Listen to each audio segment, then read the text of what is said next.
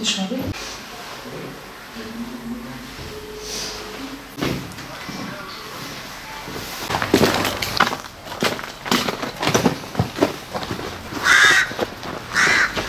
Verdik.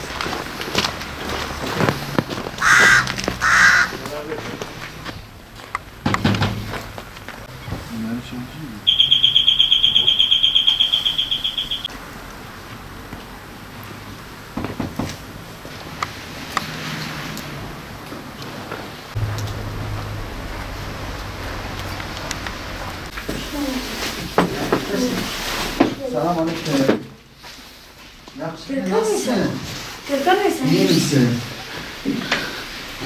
Ben de bilmiyorum neden. Sonra var trafiği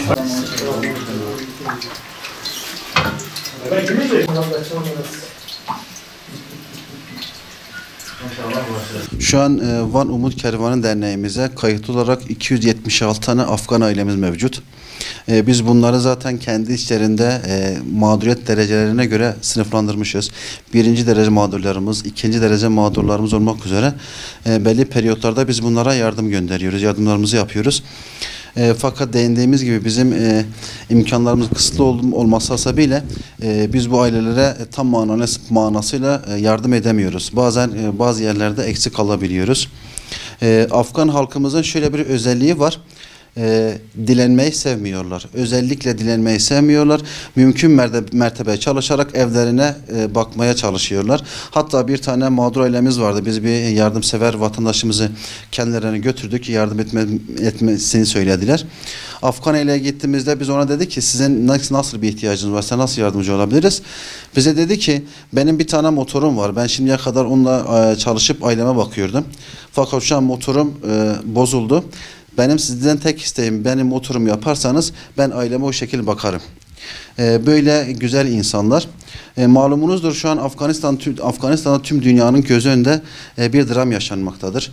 1979 yılından bu yana yaklaşık ortalama 40 yıldır Afganistan bir kuşatma altında. 20 yıllık Rus işgalinin ardından 20 yılda ABD'nin işgal etmesinden sonra Afganistan şu an harap bir durumda. Bununla beraber yapılan ekonomik boykotlar da Afganistan'daki Müslüman kardeşlerimizin oradan göç etmesine sebep oluyor. Bu göç vesilesine de şu an Van ilimize ciddi manada bir Afgan göçü var. Biz Van Umut Kervanı olarak mümkün mertebe bu ailelere yardım etmeye çalışıyoruz. Onların dertlerinin derman olmaya çalışıyoruz.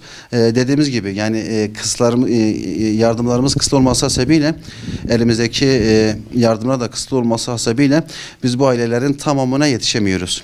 Bu yüzden özellikle Van halkımızdan istirhamımız bize bu köprü görevini yaptığımız bu derneğe yardım etmeleri ve beraberce bu Afgan ailelerinin ihtiyaçlarını karşılamaktır. Bizim şu an yardım etmiş olduğumuz Afgan ailelerimiz Türkiye kimliği alınmış ve resmi olarak Türkiye'de varlıkları belli olan ailelerdir.